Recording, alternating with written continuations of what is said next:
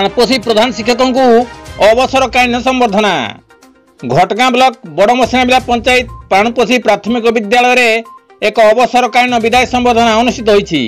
एही विद्यालयर प्रधान शिक्षक लक्ष्मीधर साहू को एक भव्य समावेश विदाय संबर्धना दियाइछि।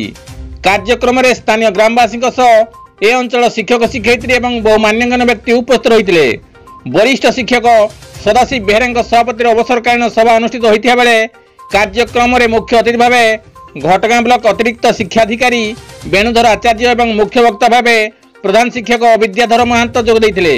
एथि सहित ब्लॉक शिक्षा मंडल कर्मचारी मानक उपस्थित सभारे सीआरसीसी धरणीधर महांत, नवकृष्ण राउत, सचिदानंद प्रधान, अन्यतम प्रधान शिक्षक रंजन कुमार पृष्टि, रमेश चंद्र महांत, सुदर्शन बारिक, रमेश चंद्र साहू, गोलक चंद्र बेहेरा, रामचंद्र मल्लिक समेत विदाय शिक्षकों धर्मपत्री मंचासीन रही।